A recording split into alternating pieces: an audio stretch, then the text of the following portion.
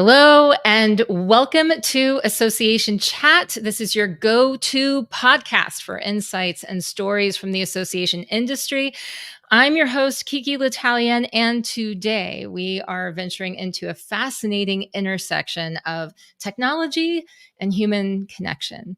In a world where technology is rapidly transforming how we connect and how we engage, understanding its impact is more crucial than ever. And that's why I'm thrilled to introduce our guest for this episode, Jeff Wickert, CEO and Chief Vision Officer of Quoala, a company dedicated to enhancing the way we listen, understand, and respond in our digital age. Jeff has an impressive background that includes time at Amazon, where he contributed to the first two Prime Days, built the Machine Learning University, and led the AWS EdStart program in the US. He brings a wealth of knowledge and experience to today's discussion. And now let's go ahead. I'm going to pull up Jeff to talk with us right now. Jeff, hi, welcome, welcome, welcome. I'm so glad that you're here. I'm so glad to be here. This is really a great experience. And what a great way to kick off the holiday season. I know. Well, so many people, we talked about your time at Amazon, and I know so many people have spent a lot of time putting in their presents and their orders to Amazon for that reason. Sure. Really, really interesting. I'm sure you have your own perspective on that, and it probably brings back all kinds of different memories. Absolutely. It's one of the byproducts, and people that work at Amazon will tell you this, is when you say you work at Amazon, invariably somebody will tell you the last thing they bought on Amazon. Really? Is that true? Yeah, they just will be like, I just bought a toaster from Amazon. Like, great. So for your algorithm, your internal human algorithm, you're like, all right, toaster for that person, eats carbs probably. I don't know. Yeah, So it's a strange behavior, but it's very, very common. It that's happens so amazing. much during that course. Oh my gosh. Well, okay. So, you know, I brought up this idea of being at the intersection of technology and human connection because when we spoke before, we talked about your company, we talked about what you're doing. But one thing that you cannot escape right now is talking about AI, where AI is headed, what's happening with technology, what's happening with human interaction, with human relationships. So I thought I might ask you just right out of the gate what you think about the way that technology has altered the way that we form and maintain our relationships, especially our professional relationships in today's society. Because I don't know about you, but I am constantly addicted to my phone. I'm connected to that. It feels like that's sort of a almost adversarial sort of relationship that I have when you bring up tech. hmm Yeah, no, absolutely. I think it's a little bit of this like Russian nesting doll of reality. We Yeah. deal with it both in our professional lives and our personal lives. If you open it up of the little dolls, there's a human in there somewhere. And what you want to understand is a little bit of the intention behind that human.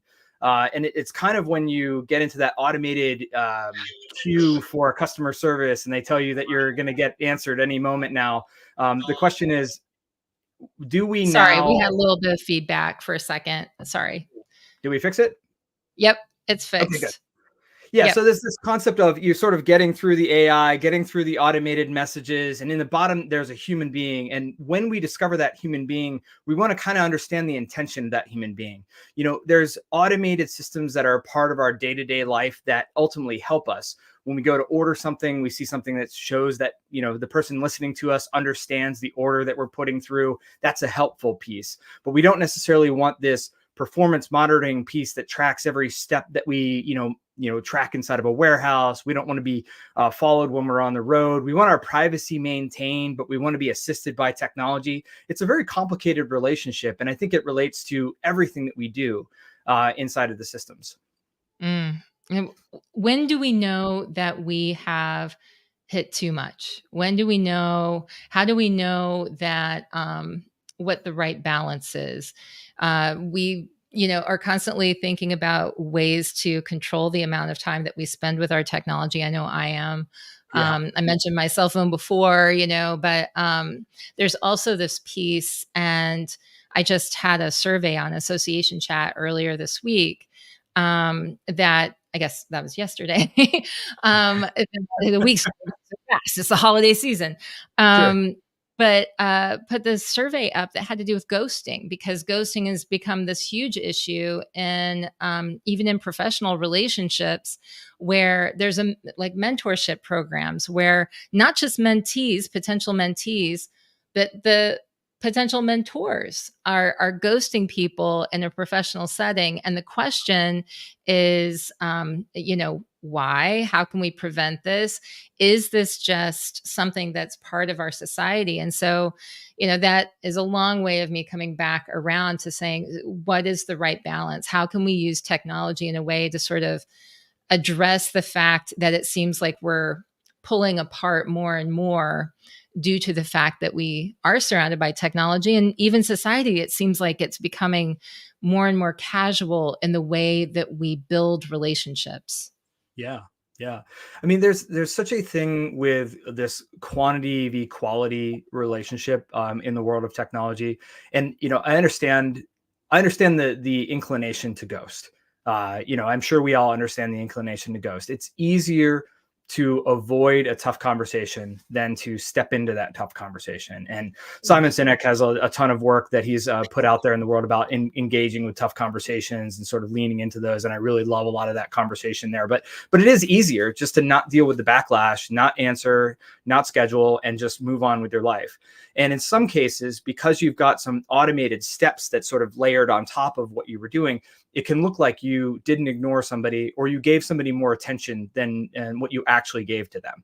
And I think that's where some of the balance comes in with this piece. And I actually look at the world of technology in that quality perspective. But what I measure quality on is, how are you enriching my life versus am I just adding technology like a cherry on top of a meatloaf? Sometimes a cherry works when it's on a Sunday, but it doesn't always work. Yeah. Yeah. Yeah. And actually, that gives me a really strange visual now as I'm thinking about crafting together the things I'm going to be making for dinner later. So, yeah, the cherry on the meatloaf. Thinking about the way that emerging technologies are shaping the future of industries, like, for example, the association industry. Um, can you think about ways that member engagement and community building can shift, change, be augmented because of these changes, because of these ways? And not just talking about AI, but talking about the way that technology is developing. How do you see member engagement and community building changing? Yeah, it's a big part of this, and I think we're running into the limits of human capability. And when we Mm, want to engage with a large community, if I want to, these like simple pieces of human capability that we cannot do. If four people come up to me and start talking at the same time, I need to tell them to stop, and I need each one of them to sort of share what's going on with me. And I can only do that for so many people. I can't talk to 300 people in an afternoon. And so we've come up with solutions to that, which, we popularized in the 70s. I mean, a lot of this sort of answering of little dots is popularized from the Scantron test that we took in school. oh And my so, gosh. yeah, that's You're dating yourself. This is aging yourself when you're mentioning Scantron. I know what this means. So, well, it's like why the SATs exist. And the Likert scale of questions was created in 1930, but it wasn't actually really used until you could do it at scale. And mhm. that is the problem that we're working to solve. We want to talk to our community. We want to know what our community thinks, so that we can present the right information that reflects our community. And the current solution to that is to take a human being and present them with a question, which we hope is a really great question. I like to call them magic questions. And then for them to score that question on a scale from 1 to 5 or 1 to 6 and say that they agree or they don't agree. And then we add that all up and say, that's how people think. Okay, And can you oh, sorry, I'm interrupting you. I'm yeah, really curious about this magic question thing. mhm, I wanna, get into the magic question thing a little bit more, but I probably interrupted you while you're in the that's middle okay. of telling me about it. So please go ahead. No, I think you're hitting the thing 100% on the point. So there's a thing called a net promoter score, which is built around the concept of recommending, and that's like one of the Mhm, great magic questions. Because if you would mhm. recommend it to a friend, then you really care about it. And talk about a magic question. I could ask anything, but that recommendation has this like cascading meaning that's sort of built on top of it. And Yeah. we look at a lot of other things inside of this. Inside of Amazon, there's teams of PhDs on behavioral scientists that are working to create these perfect questions to ask all the different parts of the company different attitudes about what they mean and what they're trying to get. But it's all about a single person trying to understand what a large group of people is saying, and for that large group of people to believe that when they share their feedback, that it's meaningful to the single person that they're part of that community with. And it's a funny thing to sort of take these giant leaps backwards and say, what is the problem and how are we solving it today? But that's just where we are. And where I look at this in terms of opportunity is AI can step in to do the things that we can't do well. And there's a lot of those things.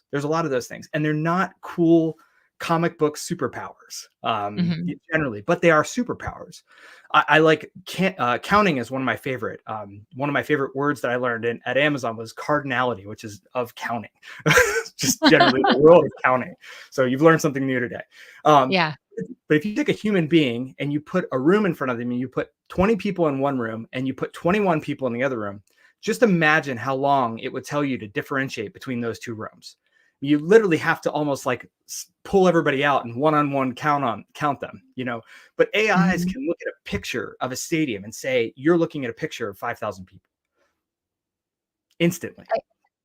I just and I love that. Like, that's one of the it's not just I mean, that's a bunch of magic questions being answered all at once, right? The Mhm. capabilities there, it's just unbelievable.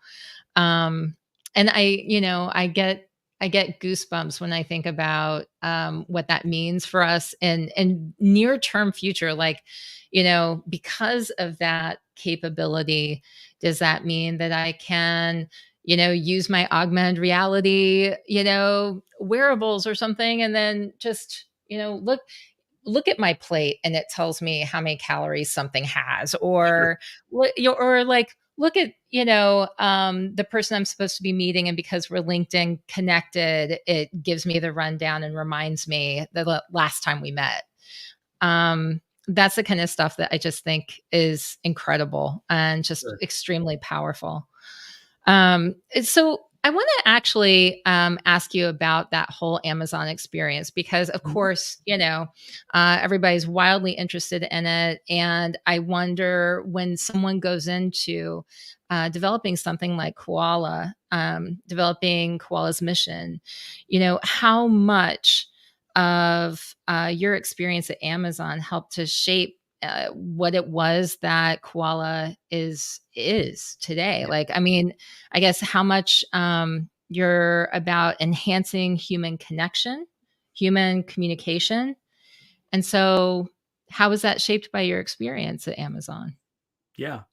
Well, I don't think you can work at Amazon without it transforming you. I don't think that's possible. And I would say from the various people that I've worked with, watch them work, watch them retire. A lot of the folks that I worked at with Amazon are retired now because Amazon did well during the period that I was there. It really bakes into you in terms of process procedure. Um, I am a big fan of Jeff Bezos from the perspective of he understood how to build systems to provide to an entire company that you could repeat those systems and know that Mhm, all your people were executing the same style, same way. And those systems are famous today. The things like writing documents and visualizing the customer experience first, and two pizza teams, and everything along those lines. And I've loved the concept of what was called a PRFAQ, or a press release, and frequent answered questions. You would write that ahead of time to sort of visualize what your company was. And I wrote a PRFAQ for Koala before I started it, and sort of shaped what I thought the vision of the company was, and sort of have worked and built in that space, and used a lot of mechanisms and structures. There's some sort of a foundation building for the mhm, builders out there in the world. There's something about putting that solid concrete foundation underneath your company and saying, this is how we operate. That's how you get from sort of point A to point B. And Amazon teaches you to get things done and to get things done at scale that relate to a lot of different people. So I'm very much inspired by that experience more than anything else. And then the koala experience really is a separate piece of my Amazon story. One, I had an incredible experience at Amazon. I worked on really cool projects all the way through. It sounds like it. I mean, Yeah. I know we do. I know that we'll, in general, like a bio is going to have, you're going to have the good stuff, the highlights, Mhm. but it sounds like you worked on some really amazing things, right? Yeah. Yeah. I mean, and some of that is luck.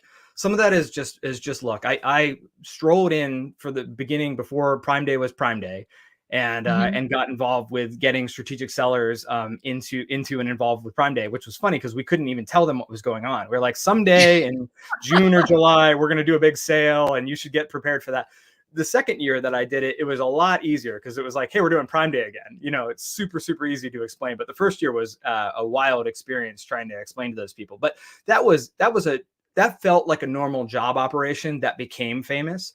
When I Mhm. stepped into machine learning university, we had nothing. We had a math teacher in a conference room, and we had a little logo that you can actually find today if you search for machine learning university. The color scheme is different. We were black and white back then. I think they're blue and white now. But we were nothing. And we had a ton of support from the leaders very high up at Amazon.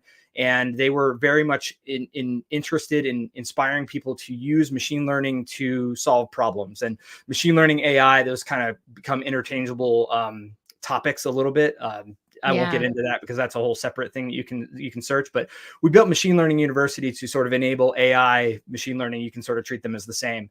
But we built that eventually into a 4-classroom school with some of the most incredible technology, because the teachers that were teaching these advanced topics, there were only a handful of them inside of Amazon. And if your Mm. expert is in Germany and you want to teach a class in Seattle, how do you connect the dots on that and make that a seamless experience? And it was a really outstanding project.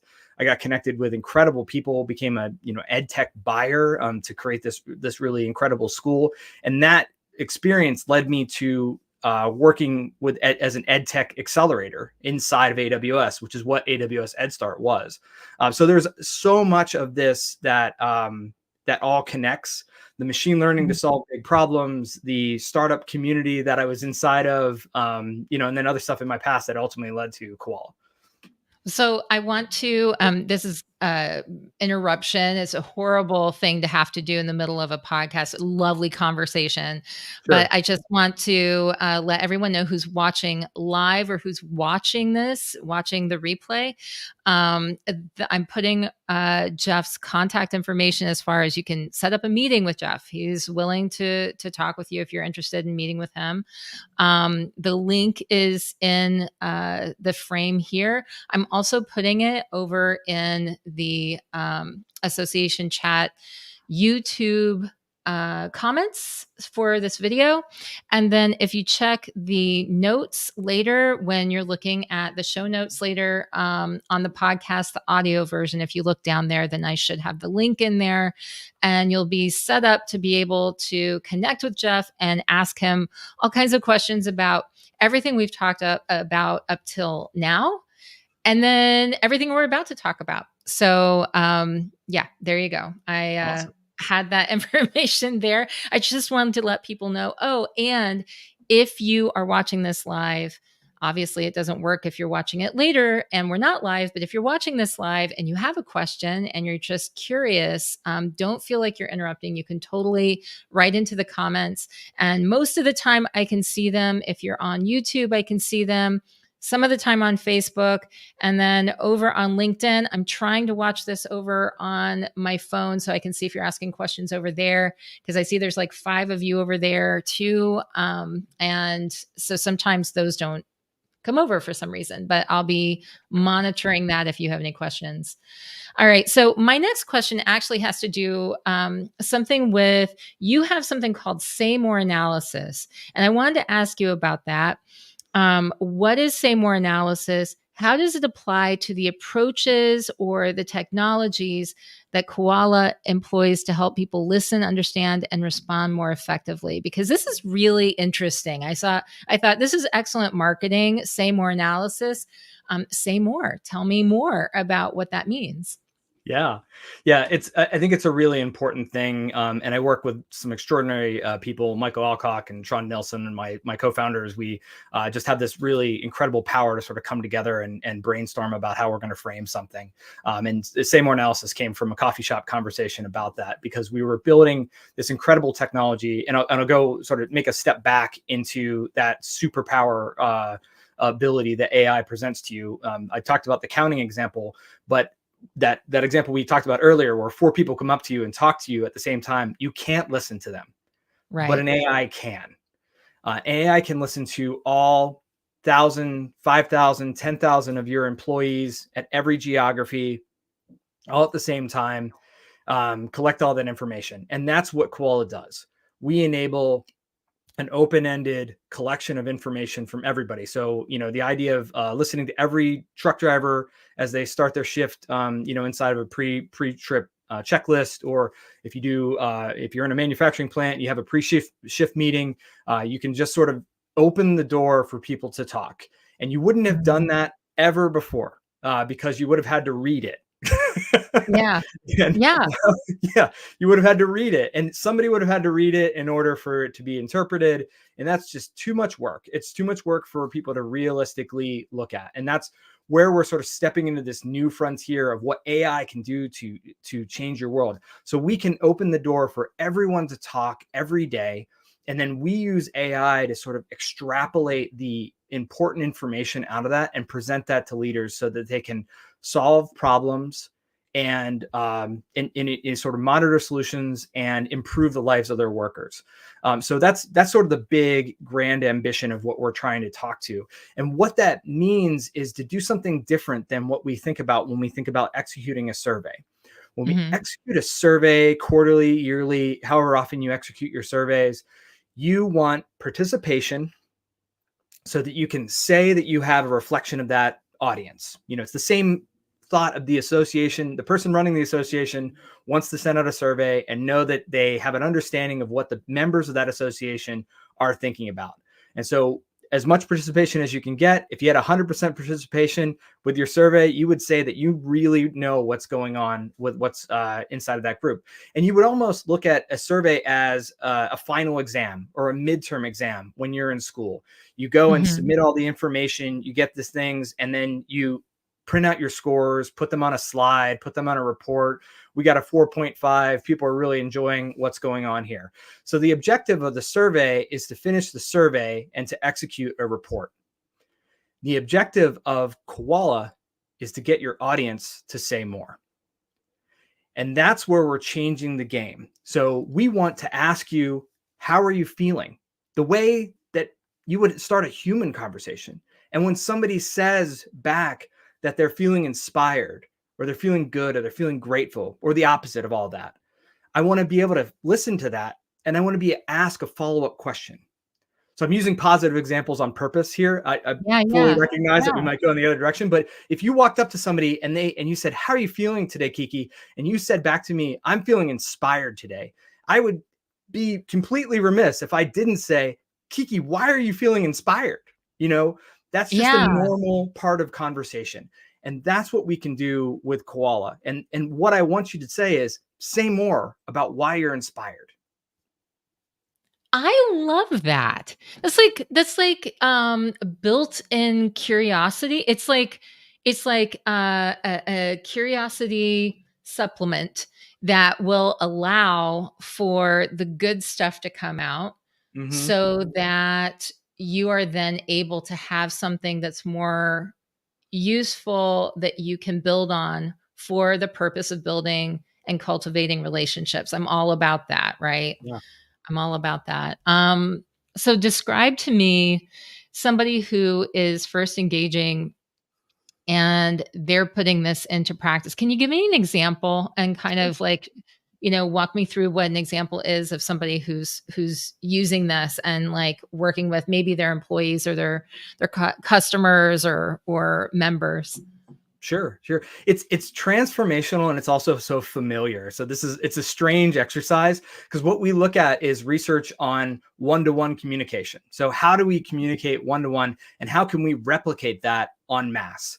So let's say that you run a very large association with say 5,000 members and you want to sort of operate the practice of that. We've sort of sketched this out in multiple we use the term conversation. One of the challenges here is the terminology kind of overlaps.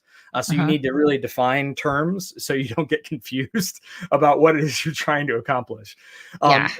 And then we look at it from a cycle. So the Seymour analysis process is a cycle, and it starts with an open-ended question, just like you start any other conversation. So we have to almost like slow motion this whole situation. So, but when I ask you an open-ended question, I have in the back of my mind predictions about what you might say inside of that space. So if you run into sort of an old friend on the street, you may follow them on LinkedIn or Facebook, may know that they got a new job. You might predict that they tell you about their new job or that they just got married or had a baby or all these different things. So we have that as an intentional prediction step inside of this process. Interesting. Yeah. So we know roughly, and the prediction is largely done by us. We're shaping, in our case, 5 indexes that we have defined of the words and the attitudes that are going to say, is somebody motivated? Are they humble? Are they aware? Are they thriving? Are they looking to quit?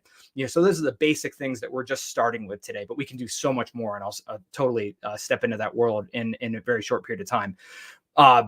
So we know roughly what these things are. We know if they say this response to how am I feeling today, we know roughly what that report is. Then you go out and you ask the question. And we do this in a really simple way. We present a QR code, which I feel like is in every restaurant in America now today. And a whole bunch of Which, other by the amazing. way, can we just talk about QR codes? I mean, they really had like QR codes were like the tech, like, oh, what a crappy thing. QR codes, what a joke. And then COVID, right? And then QR codes were the like savior. That's Sure. such a tech story. I mean, I have like the QR codes kill kittens book over on my bookshelf, and that was like pre the COVID period where it was like then it like ended up saving everything. But anyway, I'm totally sidetracking. Let's get You're back not. on. No, I think So you're not. I think you're really, really on point. This technology, the technologies that we came up with pre-COVID were really cool, but we never used them because we kind of went in hiding inside of that. And that's not that's a whole side point, but this is sort of connected to this. But operationally, so you're inside of an organization, you run a trucking company, we're really aiming for folks that don't sit at a desk. So if you're a hospital, you want to get in touch with nurses. Somewhere along the way, there's a QR code that's presented to you. It's in your truck, it's in your break room, it's where you smoke, it's wherever that is.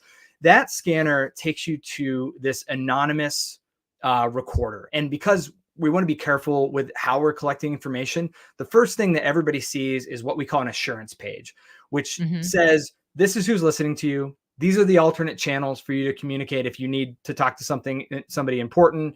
It's branded according to the organization, the association that's trying to capture that information, just like you would expect for a survey. You would expect it to come from that person, and who you're talking to. The only thing that Quoala does is guarantee your anonymity.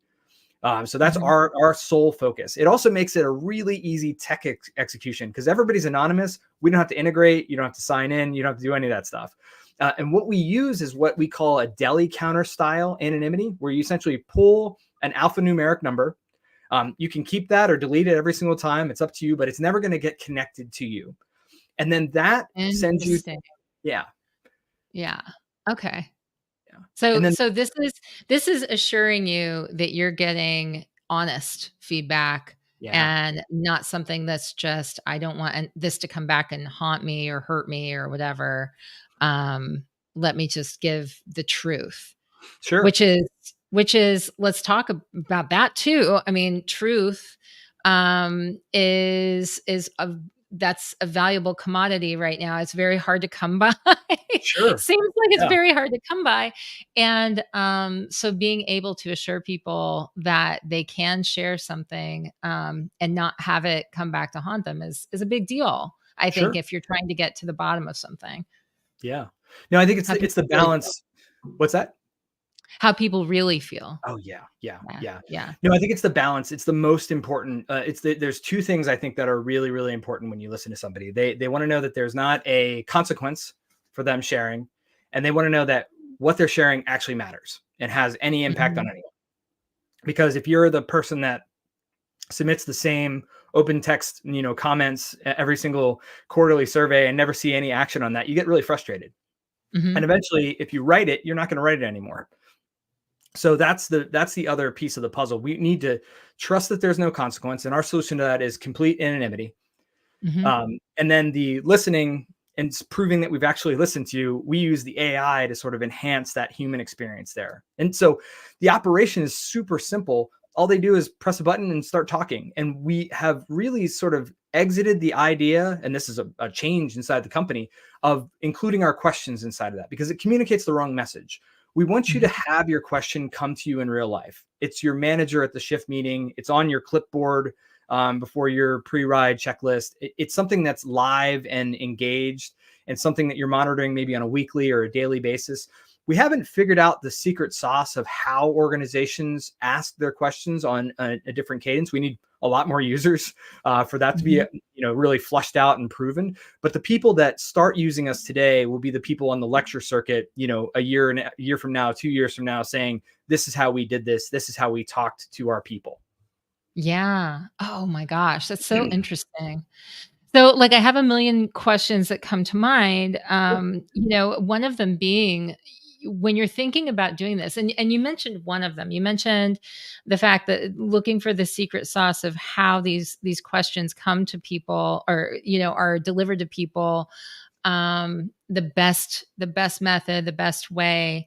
Um, what are some of the other challenges? I mean, I imagine that getting them to actually take the jump to record something, getting them to actually do that thing, like that one move. How do Mhm. you do that? And automatically I start thinking about like Nirayal hook loop model, thinking like, how do you get somebody to regularly want to do that? So how are we rewarding them for that behavior? Sure. So is that kind of the approach you're taking, or like what are you doing with that, and what are maybe Mhm. some of the other challenges that you've encountered as you're looking for ways to enhance the way that people communicate? Sure. Yeah. I think the big wall that stands in front of us is inertia. It is so easy to do the same thing you've always done and say that it's good enough. Yeah. And for so many organizations, they will just say what they're doing is good enough. And the idea, and part of the challenge also is what they're doing is a lot of work. And the idea that we're going to come in and be easier is really tough for people to understand. Yeah. Because this is very much like a set it and forget it kind of experience, except for the dialogue. You want to get involved with that, but that's something that you can dip in and dip out of. Whereas a survey, in some cases, it's a month of consuming hard work by an entire department just to collect that yearly piece. So we're going to be really challenged on that communication and coming to the value of that. But fortunately or unfortunately, employment in particular is a pretty hot button topic right now. And we're entering into an odd space with that. So our focus is on people that work with their hands or stand to their feet all day or drive a truck. And those people they're not given the opportunity to share their thoughts about what's going on. Not nearly Mm, enough. mhm. In organizations with split populations, sometimes they will actually survey the office and not survey the manufacturing floor, or they don't survey the drivers because they just have such a low response rate. And if you think about it logically, the survey I that comes to you mean at a desk, yeah, I'm sorry to interrupt, but all I can think about I'm back to, like, the Amazon and Amazon drivers, like, right in the holiday season. I'd be sure, very curious on I'm sure they have lots of things they like to sure, share, dialing in on their QR code and like zoning in and like going in and Sure. let me tell you how I'm feeling right now. Absolutely, absolutely. I And know. and Amazon's probably one of the better ones in terms of like rabid collection of data. Like Amazon will fire Yeah. questionnaires at their employees all day, but so many other organizations don't do that focus. Don't Are collect they any. doing that? Or do you know, I mean, is Amazon doing that with their drivers? Are they monitoring, like, do you know if they're getting feedback from their drivers like that? I don't know a lot of details, but I would be very surprised if Amazon is not collecting data at every single end of every I single know, piece of. right? I Yeah, know. I yeah. know.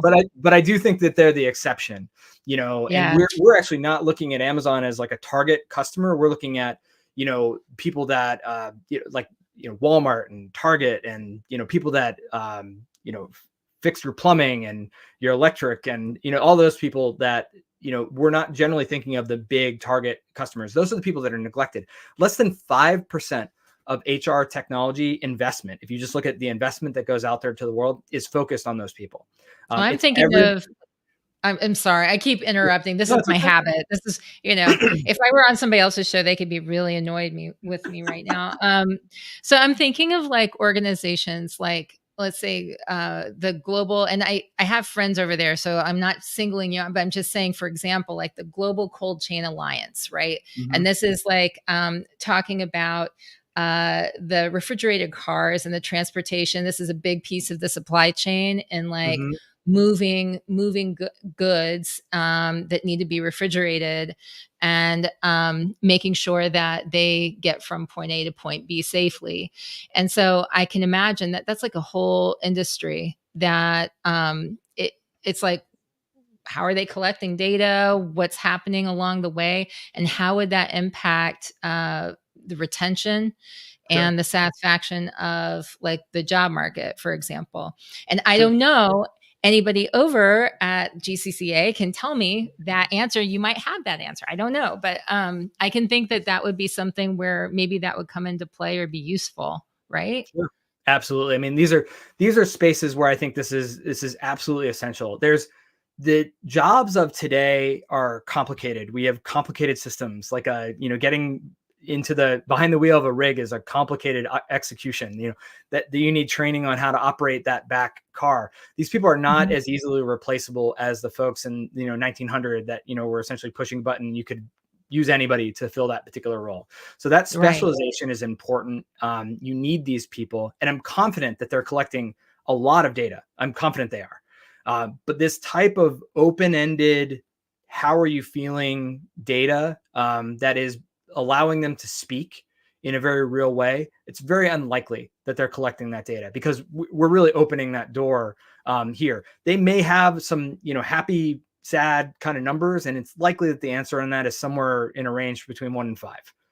Yeah. I mean, it's a real, and like what you're talking about is branching over from qualitative to quantitative on a regular basis so that you can compare things in a way that can mean not just meaningful. So you'll be able to make some meaningful interpretations of that data, but Sure. then you're actually going to be able, if you do it over time, to see some interesting changes happen. I mean, I can imagine that even the themes of what people would be bringing up, the way that they'd be talking about things, could indicate um, all kinds of interesting things to people Sure. like yourself who would know how to interpret that, right? Yeah. Yeah. So, yeah. Yeah, it's just the tip of the iceberg, and you get your brain heading in a really interesting direction here. One of the things that is a little nerdy in this space is when you execute a survey, you kind of execute the survey, you answer the survey, and you put it in a corner, and you never really come back to do it because Hmm. it would be a lot of work to come back. You can look at maybe the results from last year and say, I was a 4.2 last year, I'm a 4.5 this year, and give yourself a little thumbs up and say you did a good job. What we are doing is actually separating data collection from data interpretation entirely. So the data that we collect that our customers collect in 2024, if in 2027 we come up with some new analysis or some new partnership relationship, we'll be able to backdate it and essentially go back through all the data that we collected in 2024 and say, is this a persistent problem inside of that space? And that's one of the Yeah. pieces where this becomes a brand of magic. And I have an example that will kind of shed some light on that if you're curious. Oh, I'm very curious. I want to know all about that. I was like exploring through the website and I saw where so different types of consultants can use this in all kinds of ways. So Sure. yeah, please, please, please, like give me your example. I want to hear. All Sure. ears. So I'll give you the today example, and then we'll do the little future example. That's pretty simple. So the Okay. today example, there's so many consultants out there. Your leadership, your change management, your Myers-Briggs consultants. These people do incredible work, but there's no metric to show what they do. There's no way to show the organization was like this before they arrived and like this after they arrived. And from the consultants that we've talked to, there's a lot of folks that are really excited about engaging with somebody, solving a problem. And even if they start collecting data from the point that they exit their exchange with them, they have something to track. And so it gives the consultants the ability to show value for what they do and also give a reason to sort of come back. So if you're a motivational speaker and what you do Hmm. is really motivate across an entire organization, and you can track motivation, you can see whatever your baseline is. If that starts to dip, you can say to that organization, hey, I saw that your motivation has seemed to dip. Maybe we should get back and engage with that. So that's where I think consultants are really excited about the potential of working with Quoala on a long-term basis. So that's the current day piece, and I think there's a ton of these elements that fit inside of that space. Are your employees more likely to quit during the holiday season? Do you see a spike in that idea? Are they thriving in the summer? All those different attitudes.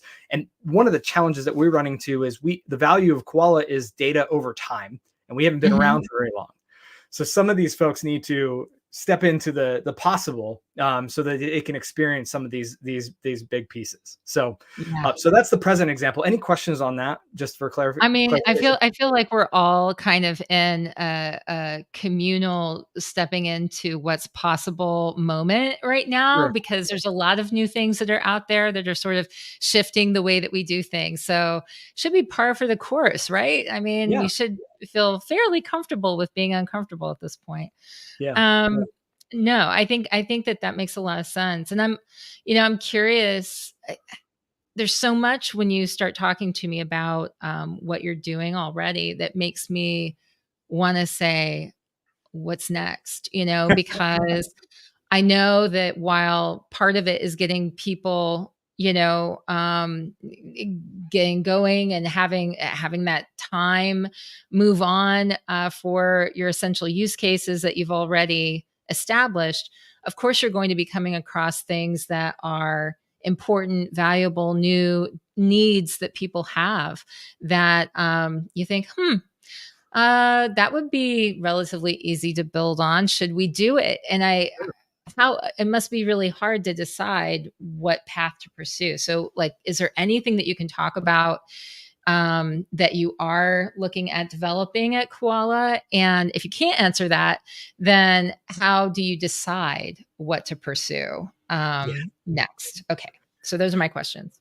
Yeah, it's tough because we have this open field of what we can potentially go to, and we've focused on this idea of employees that work with their hands, stand on their feet, drive a truck, as a focus because it's so clear in the dialogue with the world. These people are these are essential workers, and we're not treating them with respect.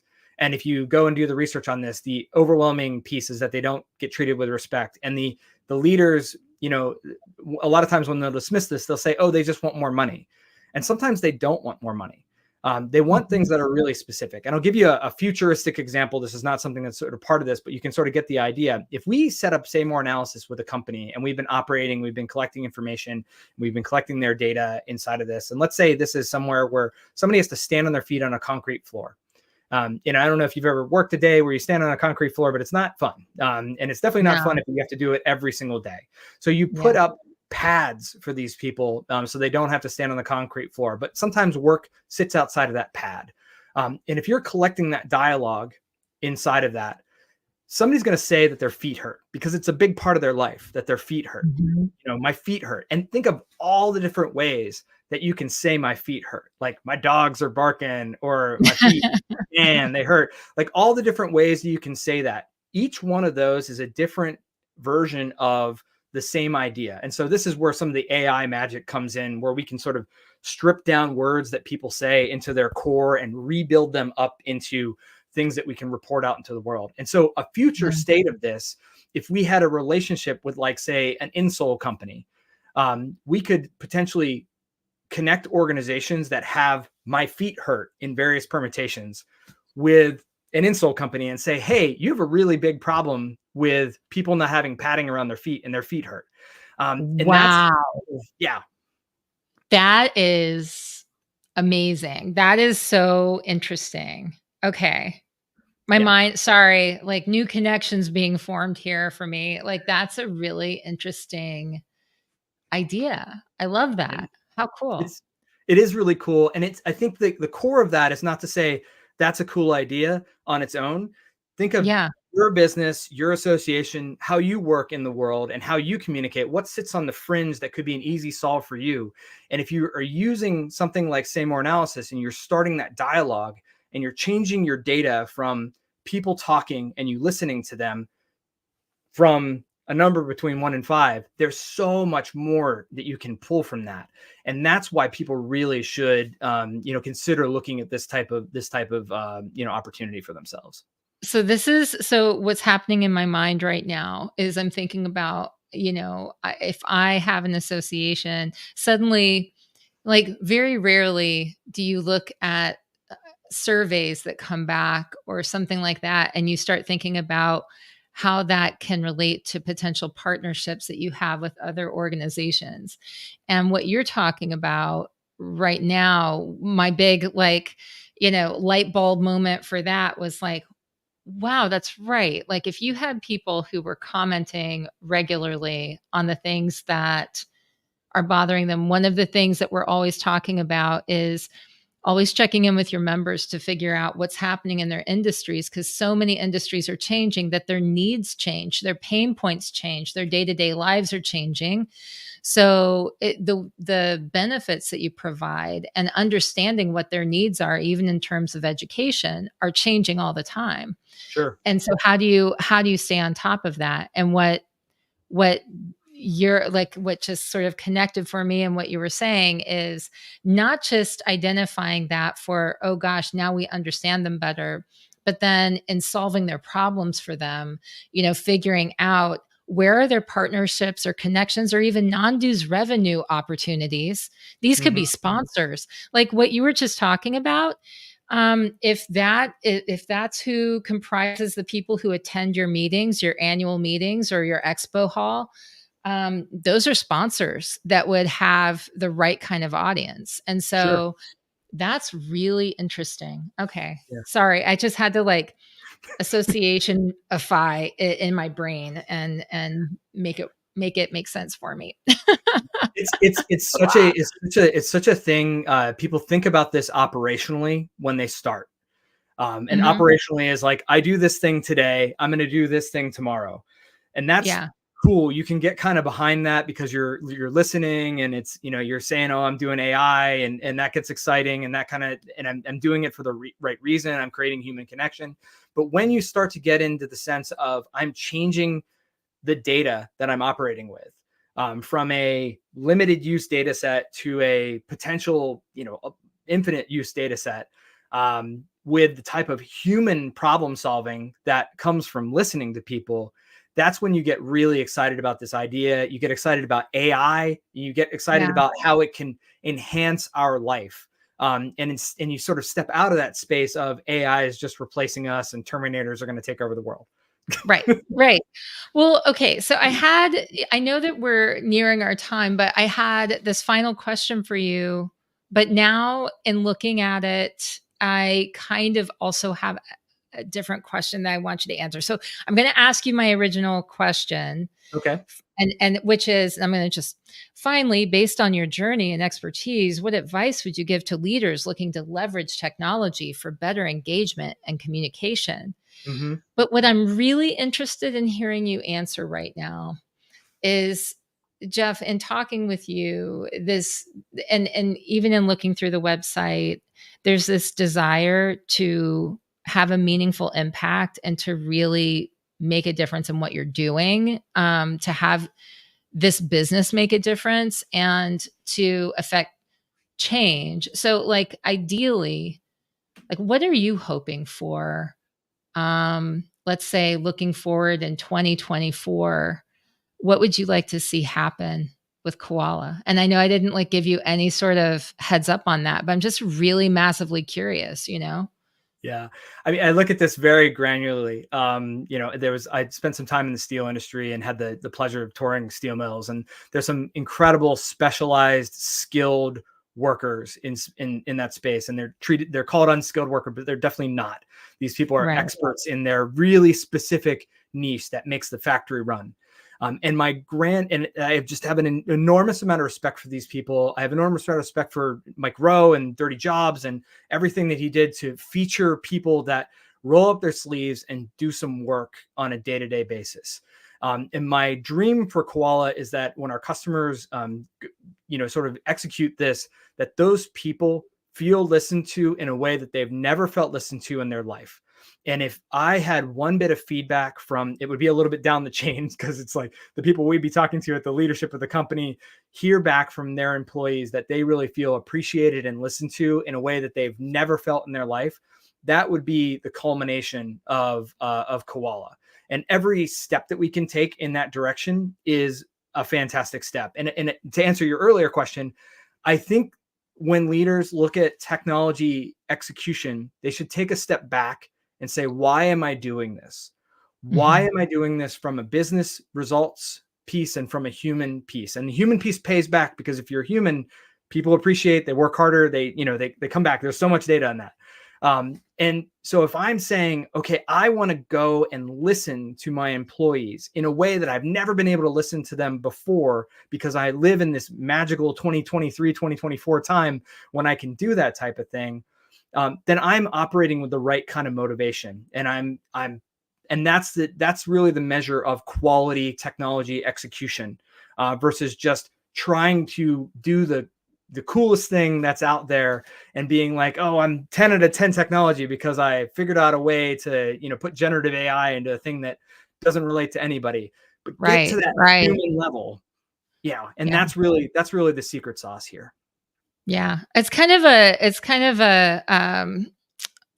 catch 22 these days, because it's like now there's such an oversaturation of AI that, there's this, and not for everyone necessarily, but I feel like there's this sort of skepticism, because it's like, well, of course, everything has this layer of AI, and like, what kind of AI? You start to begin, you're like, really your dog food is AI enabled, like, how is this, what layer of it is that?